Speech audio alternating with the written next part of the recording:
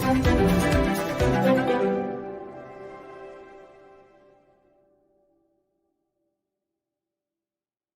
there, I'm Brendan Burns, CVP for Azure Resource Manager and DevOps in Azure. Have you been wondering the best way to describe and deploy resources to the Azure cloud?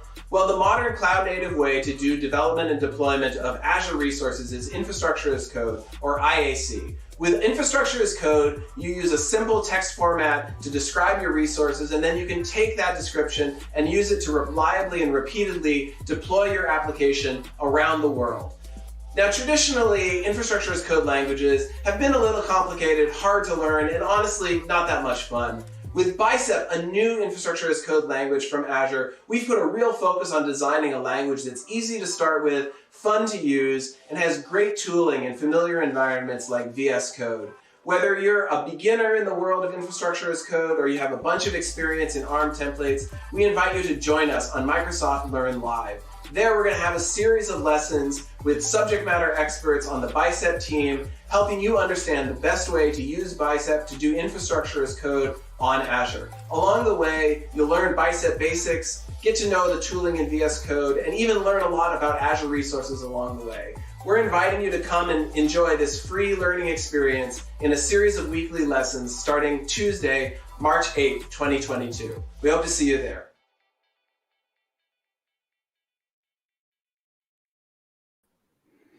Hi everyone, welcome to the second episode of Learn Live. In this episode, we'll be explaining all the different components of building your first Bicep template, and we'll share the process of authoring it at each step. We are live, so please ask questions in the chat and our moderator will feed those questions to us.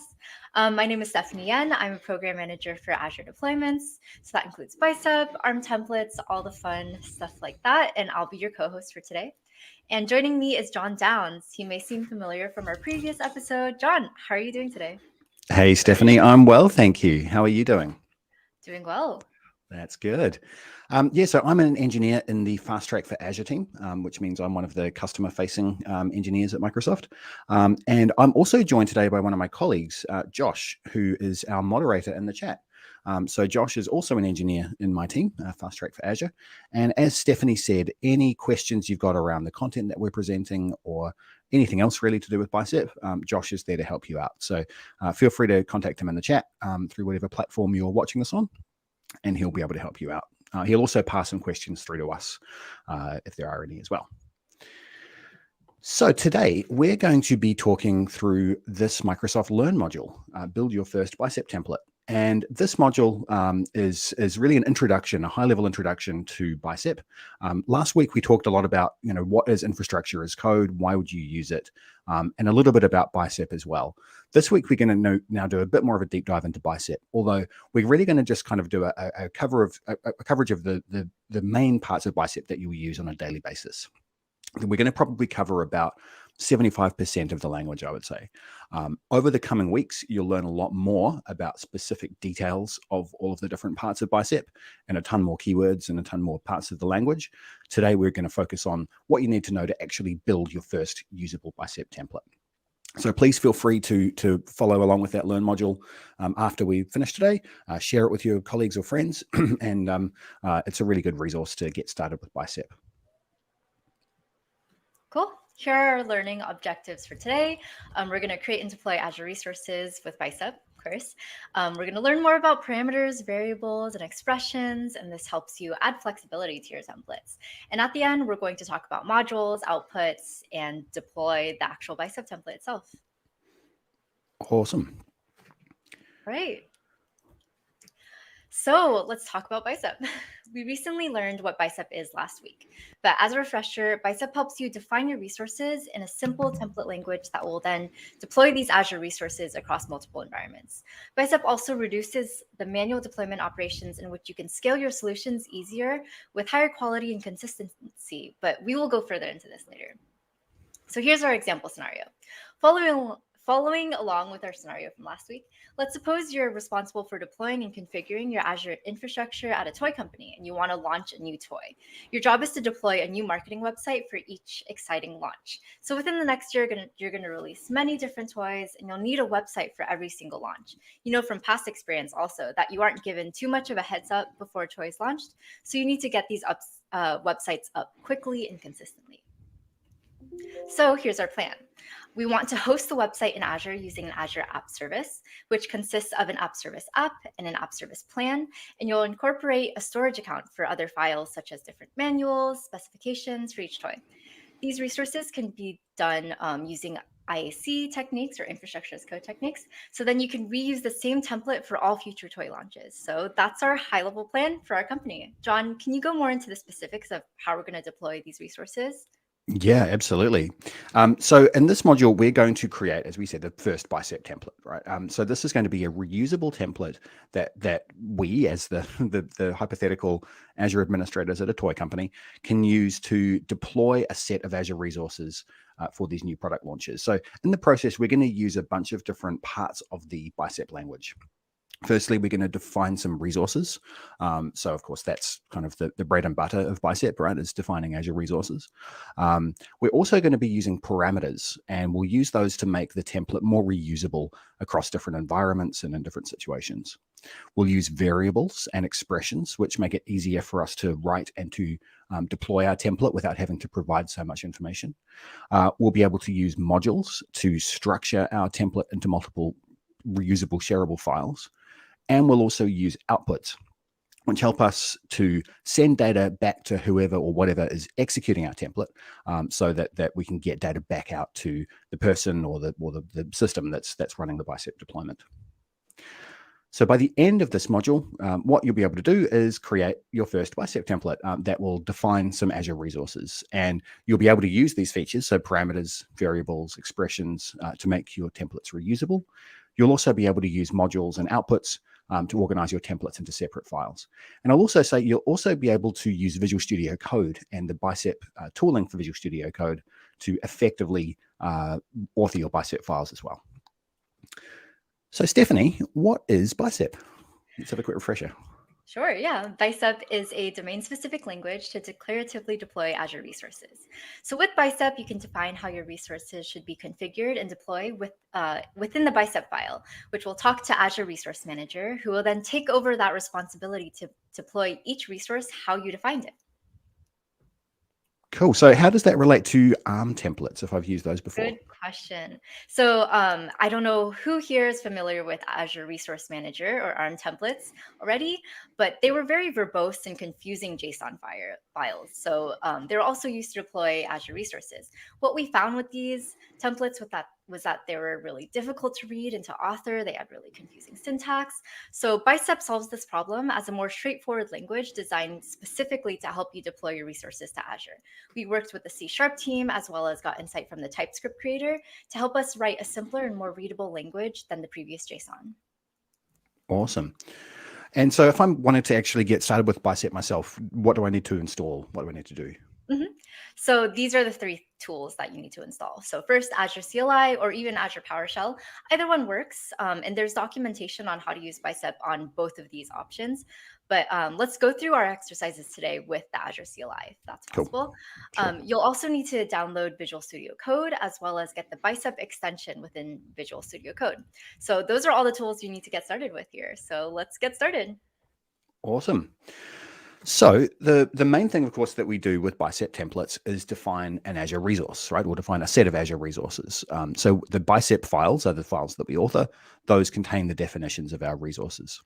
So going back to the scenario that Stephanie mentioned, we are creating this reusable Bicep file for our toy product launches. And they will be that file needs to be able to deploy a storage account as well as some app service resources. And we'll be using those for the marketing for each product during its launch. So let's start by looking at that storage account. Here's an example of what a typical resource definition looks like in Bicep. This example creates a storage account. So let's look through each of the different components of this definition and just talk about what each one does and why it's there. So firstly, we've got the resource keyword. So this tells Bicep we're about to define a resource, right? So you'll use this keyword a lot in Bicep. This is the kind of the, as I said, the bread and butter of Bicep. Then you provide what's called a symbolic name. So in this case, we're calling this resource, we're giving it a symbolic name of storage account. Now, a symbolic name is only used within the Bicep file. It's a way for us as Bicep authors to refer to that resource when we need to do that. That name never appears inside Azure. So be really aware of that, and we'll talk about that a bit more shortly. Then we've got a resource type and API version. So every resource inside Azure has a resource type. In this case, this is a storage account. So the resource type name is Microsoft.storage/storage accounts. Now, you might wonder how you can discover all the different resource types for the resources you use. We'll talk about that a little bit more when we get to the exercise. Every resource type also has one, and often many more than one, API version. So these are versions of the product essentially that have come out that you can use to interact with Azure. So in this case, we're using 2021 0801, so August 1st, 2021 API version. Generally speaking, we want to use the latest API versions for whatever storage or whatever Azure resource we're defining. Now, the next thing we need to define is a name. Now, in this case, this is the resource name. So this is different to the symbolic name we just talked about. The symbolic name here is storage account, which only appears inside our Bicep file. The resource name, which we've highlighted here, does appear inside Azure. So this one is a name you can't change it later for pretty much any Azure resource. So you need to be aware of how you're going to what naming system you're going to use. There are also some rules that you might need to follow depending on the Azure resources that you're building. So different resources have different rules around uniqueness or length or what characters are allowed, those kinds of things. So we'll talk about how you can deal with some of that shortly. Then we need to specify the location for our storage account. So this is the Azure region, right? So in this case, we're putting the storage account in West US 3, which means that it's deployed somewhere on the west coast of the US. Now we get to a bunch of properties that are specific to the type of resource we're deploying. So these storage account resources have some specific properties that we need to set. So one of them, for example, is the SKU. This tells us, among other things, how many replicas of our storage data we need. We're not going to get into the details of how Azure Storage works and the options here, but in this example, we're going with standard LRS, which is the cheapest storage tier, but there are lots of others that you can configure as well. Then we've got the kind, and in this case, we're using storage v2, which is a particular kind of storage account. Again, we won't get into the details, but that's the one we've chosen to use for our purposes here. And then almost every resource in Azure has this additional properties property, which we can use to set a bunch of other resource properties as well. And those, again, are specific to whatever it is we're deploying. We'll look through some of these in a little bit more detail later on. Hey, John, when you're defining a resource, how do you know all these property values? Which ones do you know are required or just necessary? Yeah, that's a really good question. So the Visual Studio Code extension actually has some really good, gives us some really good insight into that. So we'll have a look at this shortly when we do our first exercise and see how that can help us discover all of these properties and what values are valid and what's required and what's not. But in short, all of the different Azure products actually publish metadata in a structured format that Bicep can use to figure out what properties are required and what values are valid. Awesome. Cool. So just a couple of tips before we move on. So the first thing is that, as we just said, the Visual Studio Code extension is a really important part to working with Bicep. You don't have to use it. You can just work in Notepad if you want, but you'll be really finding it difficult to do so. So Visual Studio Code will give you hints and tips around those resource types and API versions and so forth. If you're familiar with ARM templates already, then you'll probably already be familiar with this idea of resource types and API versions. Those are exactly the same in Bicep. Obviously, the way that you specify them is slightly different, that the syntax you use is a bit different, but they're exactly the same resource types under the hood. And I also just want to really emphasize the point that symbolic names and resource names are two different things. Symbolic names only appear within the Bicep file, and so they don't appear inside Azure. You can call them whatever you want, basically. Resource names, however, do appear inside Azure. They're difficult to change, or usually impossible to change, and they often have more rules around what they can have. All right. So Stephanie, often when we're deploying our Azure resources, we're not just going to deploy a single resource, right? We need to have multiple resources, and sometimes those resources need to be deployed in a specific order or have some sort of dependency. So how do we deal with that? Yeah, good question. So usually a Bicep template includes several resources, like you said. In a lot of situations, the resource will need to depend on another resource. So in one situation, say you might want to extract some information from one resource to define another resource, or another, if you're deploying a web application, which we're doing here, you'll have to create the server infrastructure first before you can add an application to it. So these different relationships are called dependencies. So let's go back to our scenario. You'll need to deploy an app service app for the template that will launch the toy product. However, to create an app service app, you'll first need to create that app service plan. The app service plan represents the server hosting resources and is declared with this resource definition that you can see on the screen. As John had previously mentioned, we need the resource keyword as well as the symbolic name of app service plan to be able to name this particular type of a server farm, which is what an app service plan is at the API level. The other properties necessary to declare here are name, location, SKU, which John had talked about, but he'll go more in depth with later when we do our exercise. So now that we declared that app service plan, we're going to declare an app service plan. Here it is. And in our exercise, we'll go through each of these properties, but I want to focus on one of these required properties, which is the server farm ID, which is where we're instructing Azure to host this app. We will reference this app service plan resource that we had just created by using appserviceplan.id. And by doing this, Azure understands the implicit dependency between the app service app and the plan. So when you specify this, Azure will make sure to fully deploy that plan before deploying the app itself. So John, can we go into this more in depth? Absolutely. Let's do an exercise and see how this actually looks when we're building some Bicep code. So we're going to create an actual Bicep template now, right? And we're going to base it on the resources we've just been looking at. So what I'm going to do first is I'm going to open up Visual Studio Code. Bring it up. There we go. All right. So Visual Studio Code, as we mentioned, is a really important part of working with Bicep, and the tooling for Visual Studio Code is really, really useful. So if you're following along, I'd actually recommend you don't follow along right now. Just watch what we're doing, and you can follow along after. But when you do follow along, the Bicep extension for Visual Studio Code is under this extensions button here, and you can see I've got it installed already. If you type in Bicep, you'll find it in the search box there. So in Visual Studio Code, once I've got the Bicep extension installed, I can then create a new Bicep file, and I'm going to name it. I'm going to put it back on my desktop here, and I'm going to name it main.bicep. Now, we don't have to name it name.bicep. Main.bicep is kind of the standard name that we tend to give Bicep files, but you can call it whatever you want. All right, so once we've done that, Visual Studio Code, if you can see down the bottom right down the bottom, it says Bicep. That's detected that we're creating a Bicep file because we've used the .bicep extension. And now we can start actually defining our resources. So I'm going to start typing in and watch what happens as I'm typing. Visual Studio Code is going to give me a lot of assistance as I go. The first thing, as I start to type the word resource, it even tries to help me with that. You'll see there's actually a bunch of pre-built resource types here as well. So we call these snippets. We won't go into that today, but when you're actually working with Bicep, it's really helpful to use those snippets to help you build certain types of resources as well.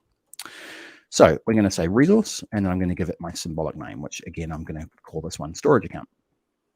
Now, when I press space, you can see I now get a list of all of the different Azure resource types, and there's a lot of them. So in this case, I might want to scroll down and look for storage accounts. But in my case, I'm actually just going to start typing storage, and it will automatically filter to the resources that match my string.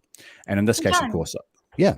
Sorry, we have a question. Do resources need to be uniquely named, even between subscriptions?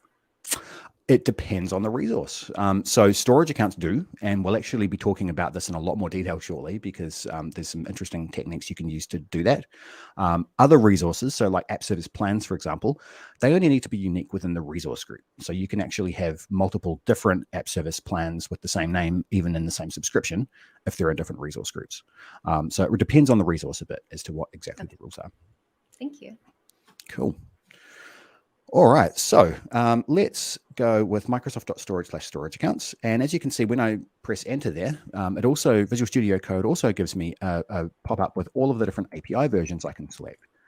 Now, generally speaking, like I said, you want to go with the latest unless you have a particular reason to use an older one. An older one, you might just be using that because you're used to that and you don't want to make any changes just yet. But right now, we'll go with the latest. Now, once I've defined the resource type and API version, Visual Studio Code also gives me a couple of other options, and I can actually put a keyword here called existing. You'll learn about that in a later Learn Live session, I think next week or the week after. But for now, I'm just going to say it's equal to. And now Visual Studio Code also props up this thing with required properties. And it even gives me a little tooltip there to tell me what are the required properties for a storage account. So if I press enter now, Visual Studio Code automatically propagates all of the properties that have to be set for a storage account to be valid. And you can see they're not set yet, so I still need to go and configure those, but at least I know which ones to set. Sorry, John, to interrupt. Yeah. No. Are these the only properties that you can set? How can you see what other properties that you can set? Yeah, that's a great question. So we'll go through and have a look in a second at how we can see all the other properties, because there are a ton. And there's lots of interesting properties in there that it's quite fun to just go kind of browsing through the properties of resources you use and try and figure out what some of them are as well. Nice. All right, so the first thing we're going to set is the resource name. Now, storage accounts need to have a globally unique resource name. That means nobody else in Azure can use the same resource name for your storage account. So because of that, we'll talk about some techniques for this a bit later, but because of that, I'm just going to mash on the keyboard a bit and hope that gives me a unique name. That's not the recommended approach, by the way, but we'll come to the recommended approach a bit later. Next, I need to specify the location, and I'm going to put this in West US 3. Now, one of the things you'll see as I'm typing that is Bicep is putting a little yellow squiggly line underneath this location, and it's also popped up a little tooltip there. If I hover over that, it tells me a resource location should not use a hard-coded string or variable value. So what this is actually saying is it's not a good idea to hard-code a location like this. We'll look at how we should fix this later on, but for now, I'm just going to do this, even though Bicep's warning me about it. Then we specify the SKU, and the storage account SKUs are actually all listed here.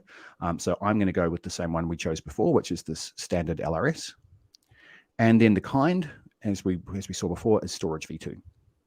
Now, to answer Stephanie's question from a moment ago, if we want to have a look at what other properties we've got, firstly, we can go to any kind of empty space within the Bicep resource and press Control Space. And that gives us a whole bunch of information about the other things that we can do at this location. In this case, the main thing that we want to look at here is the properties property, because that's essentially where most of the storage account or other Azure resource properties live. And if I again go Control Space in here, you'll see there are a ton of properties here with information that we can set. So we're not going to set all of this. I will set the access tier to hot. But you can see there's a lot of other things there around, what kind of encryption you use and other security settings and all sorts of things. So we won't go into that right now. Depending on the resources you work with, you'll get familiar with some of those properties. All right, so we've now defined a complete Azure resource. This is basically the same resource that we saw before. So what we want to do now is deploy it. So I'm going to open up the terminal inside Visual Studio Code. So when we want to deploy a Bicep file, there's a few different ways we can do that. Stephanie mentioned we can use Azure PowerShell, we can use the Azure CLI, which is what we're going to use today. We can also use things like pipelines, which we'll be covering in a later set of Learn modules. So for now, we're going to just use the Azure CLI. And the first thing we need to do, because we're creating a storage accounts need to live within a resource group. So I'm going to create a resource group. So I'm going to say AZ group create. And I'm going to give it a group name, which I'm going to call Demo1. And I'm going to put it in a location of West US 3. So when I do this, Azure will go behind the scenes and create that resource group for me. And once that's done, which should be pretty quick, then we'll be able to deploy our Bicep file. Do we have to define this resource group in the CLI, or can we also do that in file? You can actually define resource groups within a Bicep file. Okay. That's something we'll be covering in a later Learn module. Is what we call different scopes of deployments. So you can actually submit subscription level deployments that create resource groups, and even things like management groups and subscriptions as well. There's also, you can basically create almost anything in Azure within a Bicep file. But for today, we're just going to focus on kind of the basics. Okay. We have another question in chat. Yeah. Should you use Azure CLI or Azure PowerShell? Is there one that's better than the other? What do you think, Stefan? You can answer that one. So both are good. Like I said, in the documentation, it shows all of the different ways to use Bicep with both CLI and PowerShell. But we prefer CLI usually. So if we had to say, use CLI. Yeah, I think that's a good rule of thumb as well. If you're used to PowerShell and you don't want to learn the CLI, that's okay. You don't have to. But I think the CLI is going to give you a good experience. All right, so now we've got our resource group created. We saw that output from the CLI telling us that. So what I can do now is say I want to create a resource group deployment. So I use the az deployment group create command, and I'm going to say it's going into the resource group called demo1, and the Bicep file that I'm using is main.bicep. So I can deploy that now. Now, what's going to happen now is the Azure CLI submits the deployment to Azure. And I'm actually going to switch over to the Azure portal now. Give me a moment to find the right display. Sorry, there we go. All right. So hopefully my resource group now appears. There it is. So this is just the Azure portal, which you might well be used to, hopefully. If we go into the resource group, then we can actually see here just over here, there's a thing that says deployments, and there's one deploying right now. And if I open this up, I can actually see a list of all of our Bicep or ARM template deployments that have happened against this resource group. I'll go into this deployment, and we can see here that there is a storage account. The deployment is underway. It's been accepted, which means that hopefully the storage account is valid. And it's just now waiting for Azure to finish deploying that storage account. And there we go. That deployment is complete. It's successful. And we can now go to that resource, and we'll see that that is a storage account, just like if we'd created it in the portal. So behind the scenes, the portal and Bicep are using the exact same APIs to actually deploy everything. So there's no difference really between the storage accounts that you're creating in Bicep or in the portal. But of course, in Bicep, you can define it all in code. And now in the Azure CLI, we can see that we've got a response saying that our provision is succeeded, which means that our Bicep deployment was successful. So we've deployed a very first resource, but we want to add some extra things to this now. So I'm not going to go quite as methodically through this. I'm going to speed this up a little bit just to get through the next little bit. So we're going to now create the app service plan, and that, as Stephanie mentioned before, is a server farm. And again, we'll use the latest API version for that. We'll say we want to use the required properties there. And I'm just going to hard code a name for this plan as well. We'll talk about how we can deal with names and things a little bit shortly. I'm going to put this into the West US3 region. And again, Bicep doesn't like that, but that's okay. We'll make it happy shortly. You can say we want that to be the F1 SKU of app service plan, which is the free tier.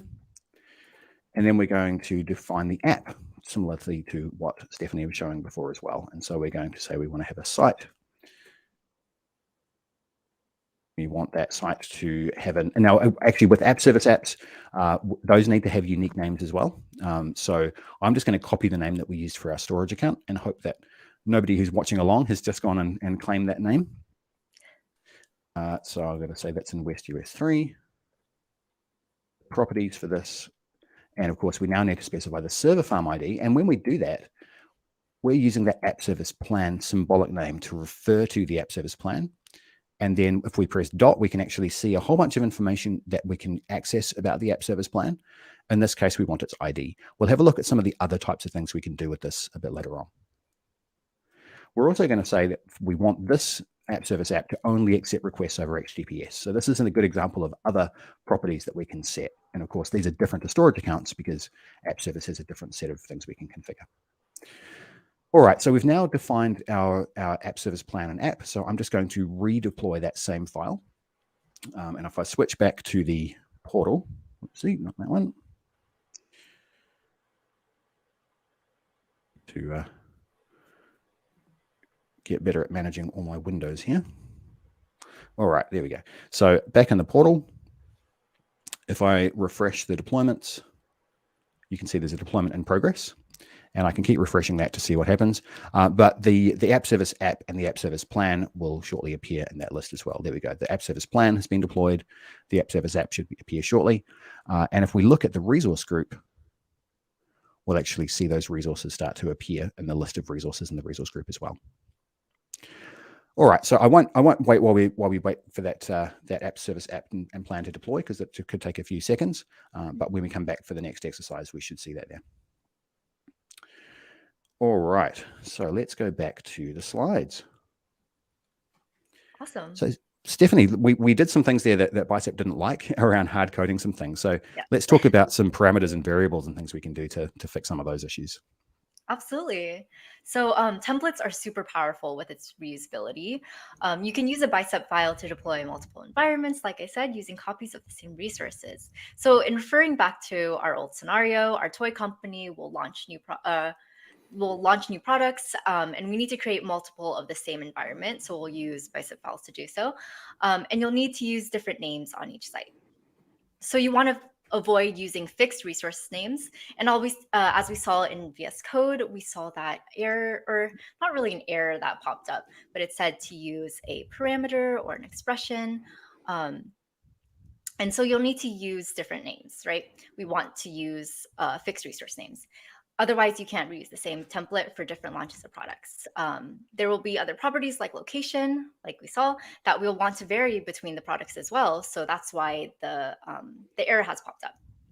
So for example, if we're creating a toy product that's going to be marketed in say the Americas, we might want to deploy the resources in one of the US regions. But if it's going to be deployed, if it's going to be marketed in Australia, we might want to put it in a different region, right? So it's close to where the customers are.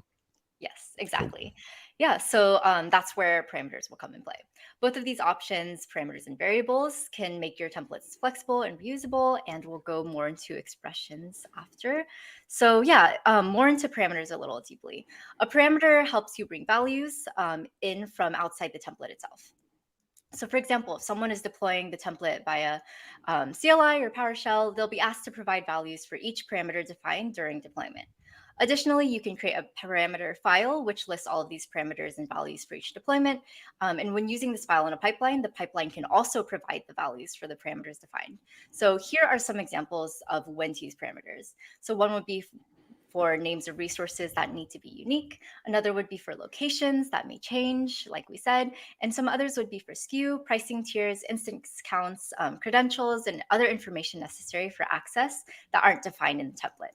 So each of these options are common use cases for parameters in different deployments. Can you show us how to define a parameter? Yeah, absolutely. It's pretty straightforward, actually. So we use the param keyword to tell Bicep that we're going to define a parameter. Then we give the parameter a name. So a bit like the resource symbolic name, this was used within the Bicep file, but people who are deploying the template manually will be asked to provide a value for this parameter. So it's important that these names are clear and understandable to whoever's going to be deploying the Bicep file. And we also use that within the file to refer to the parameter value. And then we define a type. So this is the type of information that we're expecting this parameter to contain. In this case, it's a string, which just means some text. But we could also define an integer or int for numbers. So for example, if we need to specify things like how many copies of something to create, we can use a number for that. We can use Booleans, which are true and false values. So to turn something on and off, for example. And we can also pass in more complex parameters by using arrays and objects. Now, in this session today, we're not going to go deep into parameters. There's actually a lot to unpack about parameters, especially when you start getting to some of those complex types. Next week, the Learn Live session will be just on parameters because there's actually enough to talk about for an entire session. So you can also provide a default value for a parameter. This is optional. So if you don't do this, then the parameter is mandatory, right? So whoever is deploying the template or deploying the Bicep file needs to specify the value. But if you provide a default value, then essentially you're making the parameter optional. You're saying if there's no value already provided, then use this one instead. And so you can just use the equal sign and a value that you want to use. Now, in this case, we're using an app name for a default value for a parameter that's hard-coded. This isn't a good idea because, as we've talked about, app service apps need to have globally unique names. So it's not usually a good idea to put a default value that isn't actually going to work, right? If somebody tries to deploy this twice, then the second time it's going to fail. We'll fix this shortly, but this is just kind of to illustrate how this works. Cool. So once we've declared the parameter, then we can refer to it throughout the rest of our Bicep file. So we can do that by just putting in a reference to the app service app name, and that gives us the value that the user provided when they were executing the template. So Stephanie, that's parameters. What are variables? Yeah, so variables are very similar. It's defined but also set in the template. So variables let you store important information in one place rather than scattered throughout the template, so you can reuse that value without having to copy and paste it each time. So this is a really good option to choose if you want to use the same values in a deployment, but need to refer to it several different times, or if you want to use an expression to create a complex value. So this is how you can define a variable. You use the var keyword first. Then we'll specify a symbolic name that John had talked about, then which we'll call the app service plan name. This is what we will use to reference this particular value throughout the template. And the value itself will be toy product launch plan. In Bicep, variables don't need types, thanks to our tooling in IntelliSense, because it could work out that type based off of the variable you set. A good tip to keep in mind when naming your parameters and variables are using clear, descriptive, and consistent names so that they're easy to read and understand for both yourself and anyone else on your team who wants to reuse that template later. So for example, we use app service plan name when defining our variable. And with that name, it's pretty straightforward as to what that variable is defining. Absolutely. And I've certainly worked with a lot of customers who have accidentally use names that weren't very meaningful, and then somebody leaves the company and the next person comes along to deploy things and is trying to figure out what they should set these values to be, and they have to kind of do a whole bunch of work to try and figure out, what are valid values for this parameter. So you want to make that as easy as possible for anybody else who's deploying. I think that's a really important point. Sounds good. And John, so when should I use a parameter over a variable, or other way around? Yeah, parameters are used anytime that somebody who's deploying your Bicep file might need to override a value, right? So if they need to specify something that's going to define how the Bicep file works, if they're going to change the names of resources or turn on or off resources depending on conditions, which we'll talk about in another Learn module, then those are good cases for parameters. Variables are really a good option when you need to have the same information specified multiple times in your Bicep file, but you don't need that to come in from an external user. So for example, if you're going to define a name of a resource that isn't going to change, right? That doesn't need to be unique. You can use a variable for that. And we'll actually have a look at that in the next exercise as well. Cool. Thank you. All right. So one of the things we also can use in Bicep is expressions, and we can use these with both parameters and variables. So when we're writing our Bicep code, we often don't want to hard code values or even ask for them to be specified in a parameter. So instead, we might want to automatically discover values when the Bicep deployment runs. So for example, when we're deploying our resources, we might actually want to just say, all of the resources should be deployed in the same location that we created the resource group in. Right, so we don't want to have to kind of specify that every time. And as we saw, the Bicep tooling actually doesn't even want us to do that.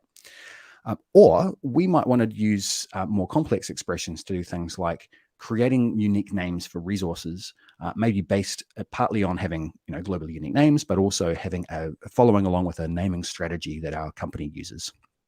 So in Bicep, we've got this feature called expressions that let us handle all kinds of interesting scenarios and automatically compute information based on what's going on. So we'll have a look at a couple of places where we can use expressions in a Bicep file. So the first one is, as we mentioned, we don't want to have to specify the location of every single Azure resource individually. So instead, we might just have a simple business rule that says by default deploy all of our resources into the same location that the resource group was created in. So in Bicep, we could create a parameter called location and then use an expression to set its value or its default value. So in this case, we've got a parameter here called location with the default value of resource group.location. So that resource group is a thing called a function, and this gives us access to information about the resource group, which we can use while we're deploying our Bicep files. And in this case, we're using the location property of that resource group. There's actually other properties, and we'll have a look at these shortly as well. Now, if somebody's is this going to fix that yellow squiggly line that we saw in VS Code? It will once we refer to this parameter from those resources. Yeah. So we need to make sure we actually use the value throughout the resource definitions, but yes, it will. But there are also some scenarios where we might want to actually say, I don't want to define my resources. I don't want to deploy my resources into the same location as my resource group. I want to override that. And by making this location parameter a parameter and giving it a default value, we're allowing the user to do that, right? So the user could say, actually, regardless of where the resource group is, I want these resources to be deployed into Australia East. And then Bicep will honor that when it executes the deployment. Now, one thing that we also should note, just while we're talking about locations, is that some resources in Azure can only be deployed into specific locations. Most resources go everywhere, but there are a few resources that only work in specific locations. So sometimes if you've got deployments that need to use those resources, you might need to have separate parameters for those locations because you might need to set them independently. Now, we've talked about locations. Let's talk about resource names. Many different Azure resources need unique names, and often they need to be unique, globally unique, right? So no other Azure customer can use the same names. Now, in our scenario, in our toy company, we actually have two resources that need unique names. We've got the storage account and we've got the app service app, not the app service plan, right? So the app service app does, the app service plan does not. So one option that we could look at is to ask for the user to specify unique names as parameters and basically make it the user's problem, right? But that makes it quite difficult for the users because they need to then try and find a name that nobody else has used. In my case, I ended up mashing on the keyboard. We don't really want to be encouraging users to do that. But also it means that if they're redeploying the Bicep file, they need to use the exact same name. And it can be very difficult if they have to try and remember how they defined those names before. So we're going to use a Bicep function called unique string. And this is a really handy function when you're creating resource names. So Bicep, the unique string function in Bicep takes something called a seed value. And the seed value will basically mean that whenever we provide the same seed value to the unique string function, we'll get the same value back. But if we provide different seed values, we get a different value back. So let's have a look at how that works. Let's say that we're using the resource group.id property. So the resource group function, as we talked about, gives us information about the resource group we're deploying into. The ID property of that gives us something that looks a bit like this. So it gives us a /subscriptions/ whatever your Azure subscription ID is, which is actually a lot longer than the 1, 2, 3, 4, 5 here, /resource groups/ your group name. So that's what a resource group ID looks like. Now, a resource group ID is a really good idea to use for many different scenarios for unique string, because when we deploy our Bicep file into this resource group, so my group in the subscription 1, 2, 3, 4, 5, we get this value here, right? Something like, I've made this up, but NGF83FSJZ, right? If we change the resource group name but keep it in the same subscription, we get a completely different value. And if we change the subscription ID but use the same resource group as another deployment, we also get a unique name. So that's really useful because it means that we're always going to get different values when we deploy into different places. But when we deploy over and over again in the same place, we get the same names, which means that we don't have any issues with kind of recreating our resources. So Stephanie, this unique string function, as we can see here, gives us some kind of garbage names, right? They're not very meaningful. So how can we use those to create more meaningful names? Yeah, absolutely. So Although the unique string function is super useful in some cases, they're not meaningful, like you say. A good resource name should be descriptive so you know what that resource is for. So with both the unique string function and string interpolation, you can create both unique and meaningful names. So if you're familiar with PowerShell or C# or even most programming languages, they have this concept of string interpolation, which you can use a meaningful identifier or even a parameter reference and concatenate them with unique string to become a static name. So in your Bicep code, this is what the definition using string interpolation will look like, and we'll break it down in the next slide. Toy launch is our hard-coded string, which will be our meaningful identifier to show anyone who's looking at the deployed resource what exactly the storage account is for. So the second part of the name is how we use string interpolation. We use the $ and curved brackets, in which Bicep will evaluate what is between these brackets to concatenate them into a string, and we will use this for the parameter. This allows you to use both a meaningful and unique name. And another good reason to use string interpolation with unique string is that some Azure resources, like storage accounts, don't allow their names to start with numbers. So if you specify a name before the unique string, you won't hit an error when deploying that resource. Awesome. So let's put some of this together now. So let's imagine that in our toy company scenario, we've built our Bicep file so far. We showed it to our team members. They're all very impressed that we can deploy our resources from code. And now we've talked to our managers, and they've said, actually, we now want to use this Bicep code to deploy both production and non-production environments, which is a very common thing to do with Bicep code. So when we've spoken to the team about it, we've actually figured out there are some rules around what this needs to look like. So one of the rules is that in production environments, it's really important for us to have high performance and high resiliency. So our storage accounts need to be deployed at the GRS SKU tier. GRS means globally redundant storage, which means we have multiple copies of our data spread across the world.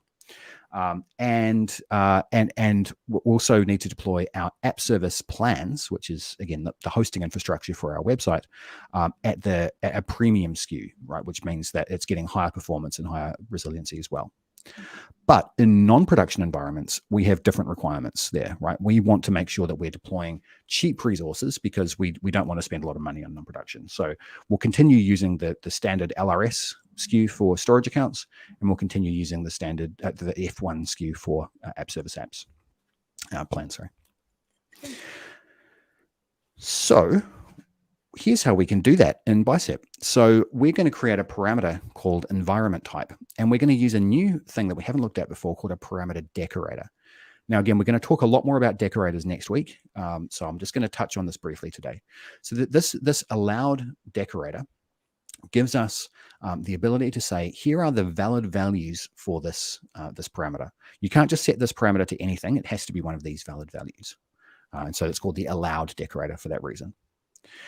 So when somebody's deploying this Bicep file, they'll need to specify one of these two. And actually, the Azure CLI will give us some a nice interface to do that, and we'll have a look at that shortly. Now, that gets the information into the Bicep file about what environment type we're deploying, if we're deploying non-production or production. But how do we actually use that?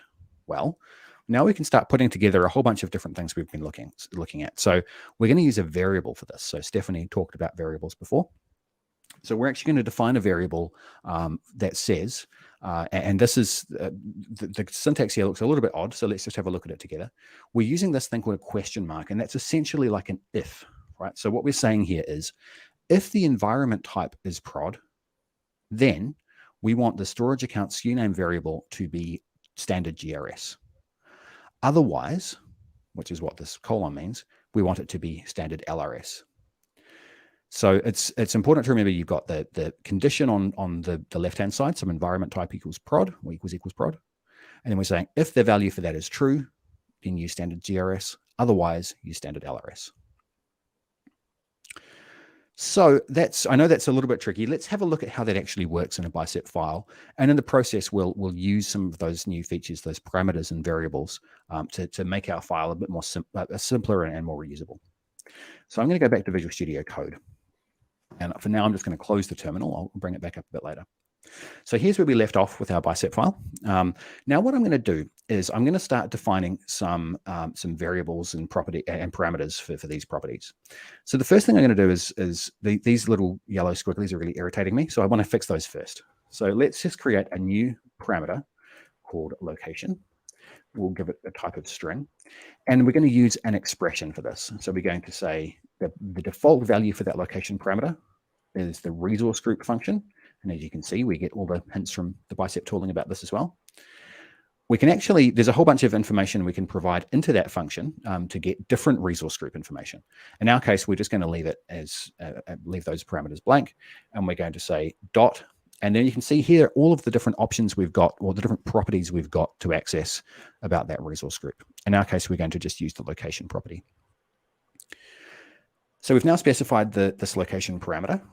And what we can do is now use that in our resource definitions. So I'm just going to update through here. And you can see that all of those little yellow squigglies have now gone away because we've defined our locations for our resources in the way that Bicep recommends.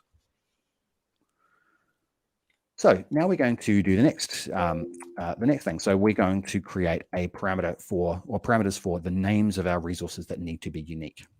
So I'm going to say I want to create a parameter for their storage account name. And I'm going to say that for the time being, I'm actually going to just pass in the same name as I've got here. And I'll use that parameter value in the storage account. And I'll do the same thing for the app service app name. I'll just, yeah. Now, in reality, we don't want to use these kinds of default names like we've got here, right? We want to, as we talked about before, we want to make sure we have meaningful but unique names. So I'm actually going to update these names, and I'm going to say this should be called something like toy launch. And now we're going to use the string interpolation feature that Stephanie was talking about. So we're going to say we're going to take the string toy launch and then concatenate it with the output of a unique string function. And the unique string function should be seeded based on the resource group ID, just like we talked about before.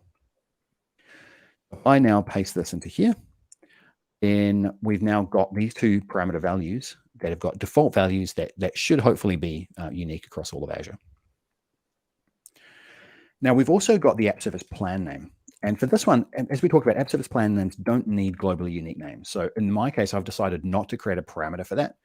I personally don't like creating lots of parameters. I prefer to keep the parameter set quite small and use variables and expressions and those kinds of things to infer values wherever possible. So I'm just going to say we've got a variable called app service and name, and I'm going to call it toy product launch plan. And I'll use that variable here. All right, so now all of our names and locations are now defined in parameters and variables.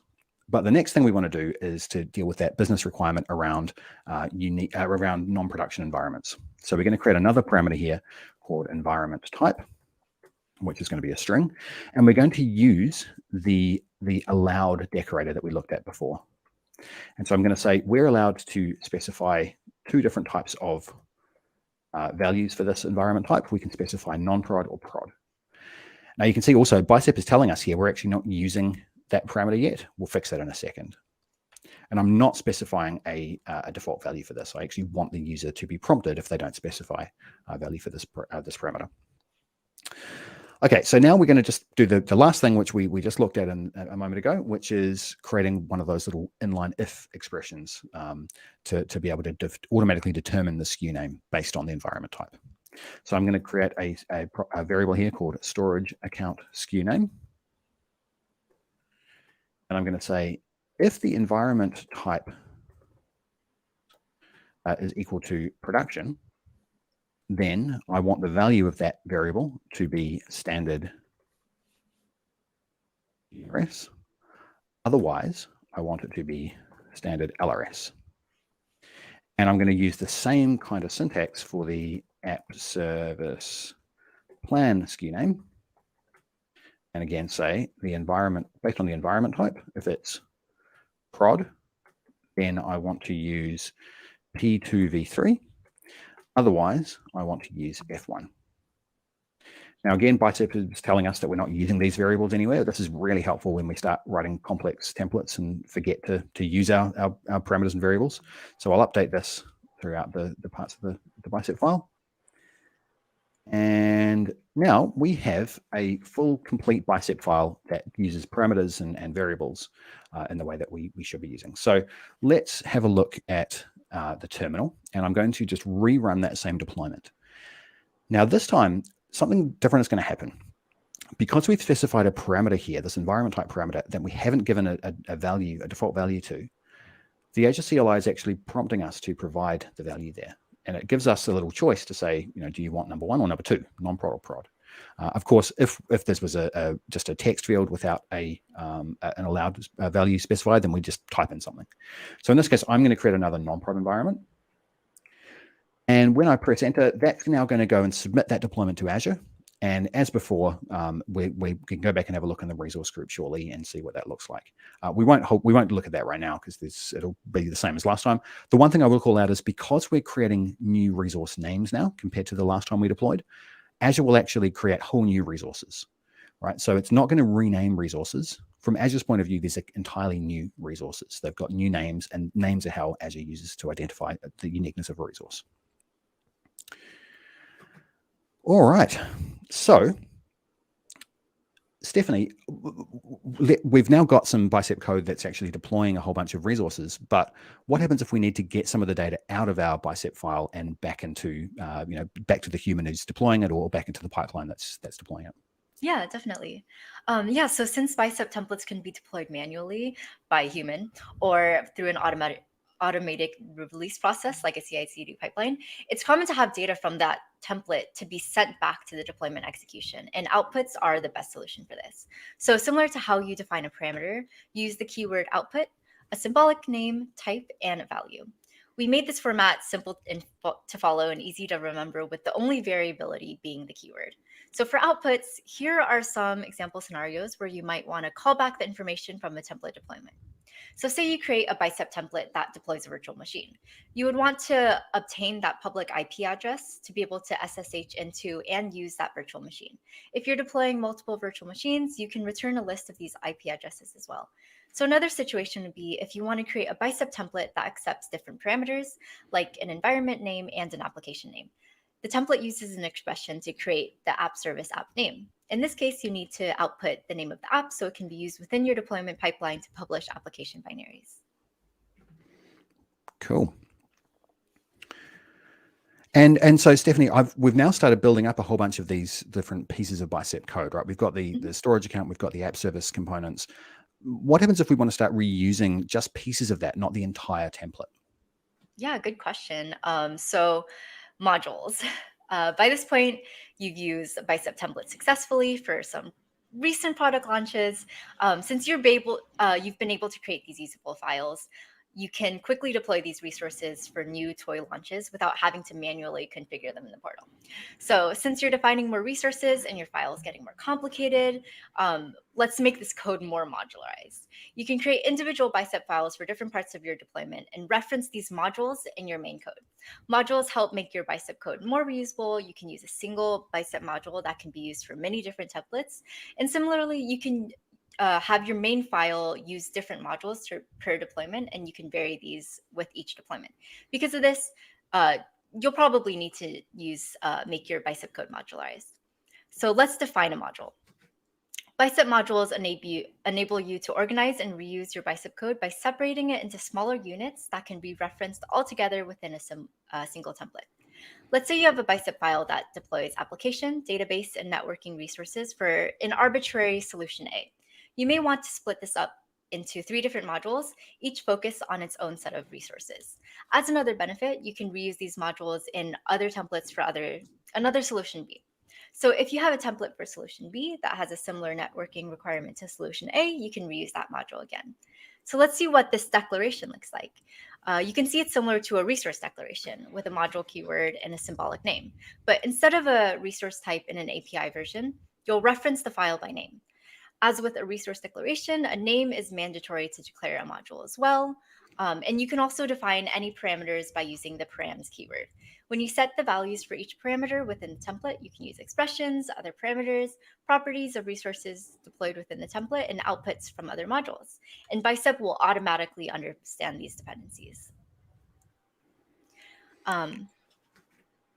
Yeah, just like templates, Bicep modules can define outputs. It's common to chain modules together within a template, like you can see here. In the case, the output from one module can be a parameter to use in another module. By using modules and outputs together, you can create very powerful and reusable Bicep files. John? Awesome.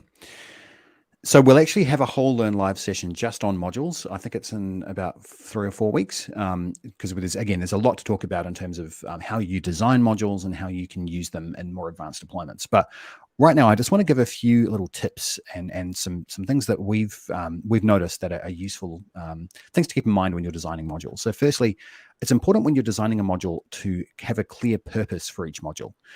So you might want to use modules to define all the resources that relate to a specific part of your solution.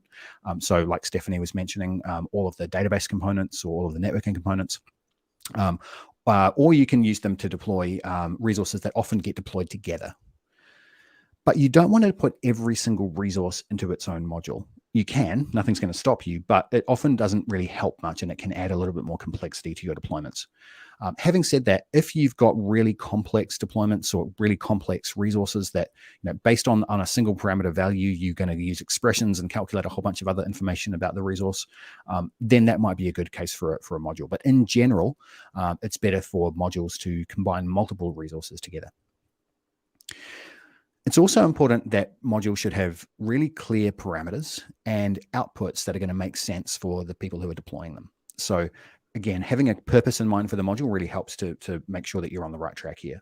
So think about whether if somebody's going to be asked to provide a parameter value, then make sure that the value, that the name of that parameter is clear and it's understandable why they're providing that parameter value to the module.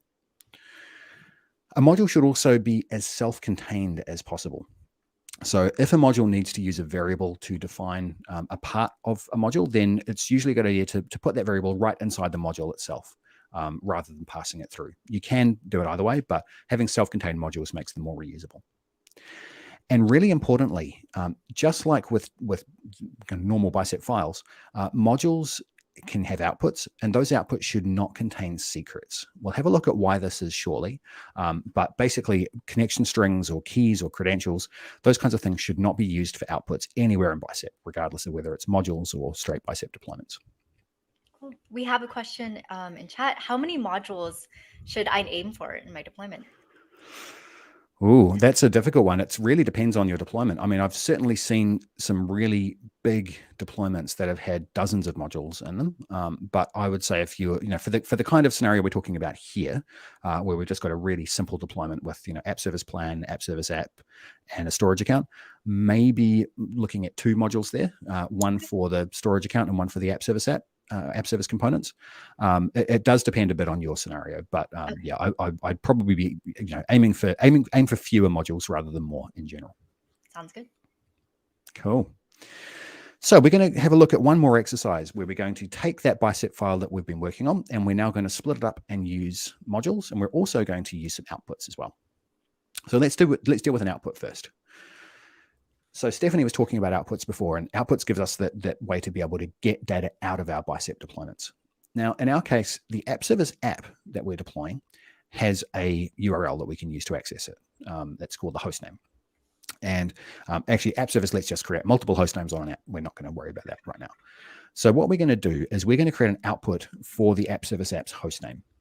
Now, if you've worked with app service before, you can probably guess what those host names are going to look like, right? They look like the app service app name .azurewebsites.net. But it's a good idea to still calculate this directly from the resource rather than inferring that yourself, because some of those things can change over time. Also, we want to make sure that the app service app name parameter here has a default value. We want to make sure that even if somebody hasn't specified the app name as a parameter value, they're just getting the default here, they can still access the name. They won't know how this whole unique string function has been evaluated, so they need to know what actually is the host name, not just what is the formula used to create it. So we're going to say we want to create an output called app service app name. And with outputs, we have to specify a value, of course, because it has to come from somewhere. We can't just leave that to somebody else to set. So we're going to say app service app. And now we can actually access a whole bunch of different properties of the app service app. And we're going to look at the properties. Now you'll see here, if you had a keen eye before, there's actually a lot more properties that are available here than there were when we were configuring the properties on the app service app earlier. The reason for that is that when you deploy the app service app resources or any resource in Azure, behind the scenes, Azure then can compute a whole bunch of information or give you other information about the resource. So things that you don't specify yourself when you're defining the resource, but Azure can tell you about the resource once it's deployed. And one of those is the default host name. We don't specify the default host name ourselves. Azure works that out for us. So now we've got an output in our Bicep file that actually gives us that default host name. So when we deploy this Bicep file next, we'll do this shortly, we'll actually see that value come through. But what I want to do now is I actually want to create a module. So I'm going to firstly create a new Bicep file here called appservice.bicep, and I'm going to put all of the app service related resources into that module. Now, there's a few different techniques you've got for how you do this. I'm going to just do a fairly simple technique, and you'll learn about other techniques in future Learn Live sessions, where I'm just going to take these two resources, these app service plan and app service app, cut them and put them into this Bicep file here. And I just realized I actually misspelled the word Bicep in the file name, so give me a moment to fix that. And we have another question on modules. Awesome. Can we share modules with our team? Absolutely, we can. So sharing modules is something that is very, very common, and it's a really good use case for modules actually to create some really good modules that you can reuse throughout your whole team. Excuse me. We're actually going to have a whole Learn Live session just on how you can do this because there's actually a few different options you've got. So a bit later in the series, we'll be talking about module registries, which is the main way we can use to do this, as well as template specs, which give us another option as well. All that content is on Learn now if you want to go and have a look at it earlier. But if you can wait a few weeks, then you'll also learn about that from some of my colleagues. Sounds good. Cool. All right, so I've cut those two resources across. Now, in the process of doing that, of course, this module here no longer has all of these properties and parameters and things. So I need to fix all of that now. So I'm going to copy across the location parameter. I'm not going to specify the default value because that's going to have a default value coming from the main.bicep file. Then I'm going to specify the app service app name. And again, I'm going to leave that to the main.bicep file to create the default value for that. I also need the environment type to be propagated through because that's going to be used when I calculate some of these variables. And so I'm just going to move across the variables that we need to have in this file. So you can see that as I was typing that and as I was working through that, the Bicep tooling was doing a really good job to help me figure out which properties and which parameters I need to fix before this refactoring is complete. Okay, so now I've finished the module, and you can see this is just a normal Bicep file, right? There's nothing special that we've done to say this is going to be a module.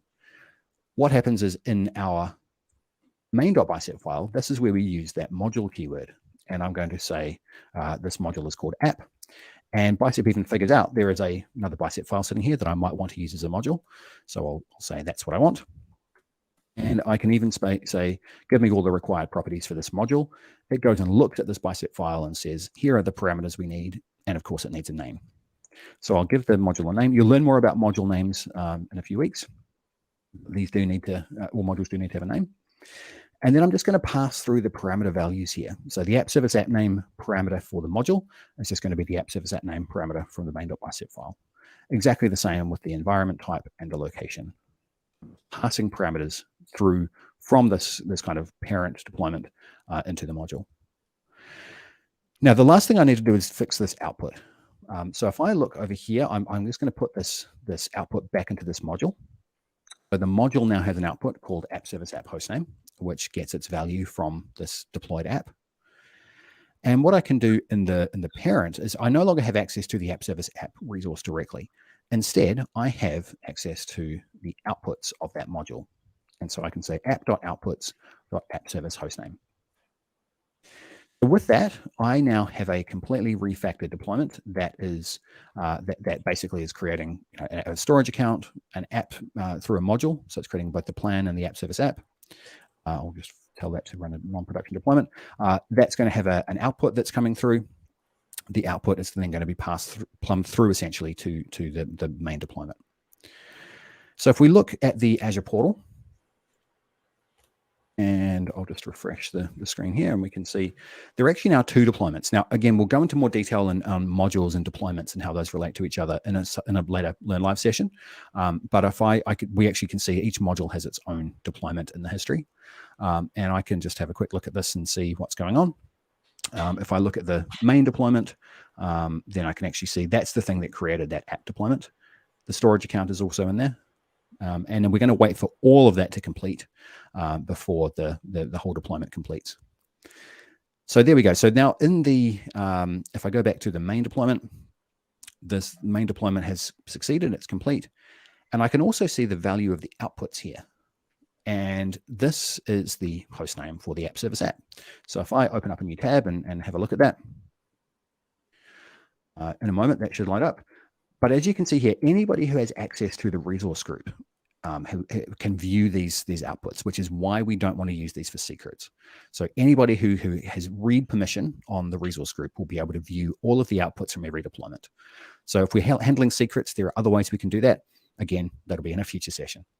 And we can see we've now got our app up and running, and that's now good to go and ready for our website team to start deploying the toy company websites. All right, Stephanie, let's talk through the knowledge check and see how much we've learned. Sounds good. All right, so here's our scenario again. We're gonna go back to the scenario. So the manufacturing department of your toy company needs software to manage your factory. The IT department has built a web-based application for the manufacturing team to use, and it plans to host the application on Azure. The IT department needs to deploy the application to a test environment before it can be released to production. And this is all that we had talked about today. So what is the best way for the team to create a template that will deploy to both test and production environments? So here are different options. A, we have create a template that deploys all of the resources for the manufacturing application. Add template parameters for the values that might change between environments. And B, create a module that deploys all of the resources for the manufacturing application. Create separate Bicep templates for each environment and add the shared module to each environment's template. And C, create a template that deploys all of the resources required for the manufacturing application. Add variables for the values that might change between environments. So these are your 3 different options, and we'll see what everyone chooses here. Yeah, this is a bit of a tricky one, isn't it, Stephanie? Yeah, a little bit.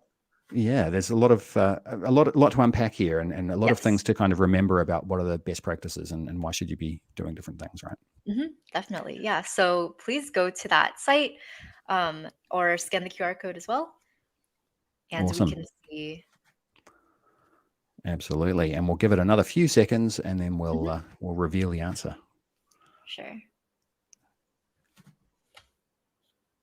Oops. All right, let's see how we're going.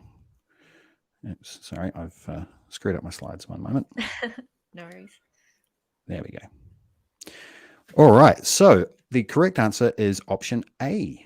Now, Stephanie, I can't actually see. Can you see how many people correctly guessed option A? Don't think the results have come through on my end yet. Okay, no worries. Unfortunately. Okay, looks like most did. Awesome. Most chose this one correctly. Okay, fantastic. So it sounds like, did a few people get options B and C? Yes. Okay, so 62.5% voted A. So pretty good. Yeah. So, that's pretty good. Yeah. So template parameters are a really good way to manage multiple environments, right? And you can specify the different values for parameters when you deploy the templates into each of those environments. So, if you're working with multiple environments, then having parameters to specify that is usually a good option. Awesome. Let's move on to the next question. So let's imagine that the team has deployed a Bicep file or developed a Bicep file that includes this line. It's a parameter defined as site name with the type of string, and it's using string interpolation to calculate that value. So which of these statements is true? A, whoever deploys the template must specify a value for the site name parameter. B, the site name parameter will have a different default value every time the template is deployed. Or C, when the template is deployed to the same resource group in the same subscription repeatedly, the site name parameter's default value will be the same each time. So have a think through that, and let's see how everyone votes on that. And again, this is a little bit of a tricky one. You kind of need to think back to some of the stuff we've talked about earlier, and also try and kind of imagine how that Bicep code might actually work when it's deployed. So you might need to kind of think through how you would actually write this code yourself and what you'd expect Bicep to do. Cool. Looks like most people voted C here. Well, most people are correct. Awesome. So yeah, the unique string function, as we talked about before, gives you the same value every time you provide the same input, right? So in this case, if the resource group ID hasn't changed, you'll get the same value back each time. But if the resource group ID changes at all, even if that's just a little change, then the value will be completely different. So it's a really good option for these kinds of scenarios. All right. And Stephanie.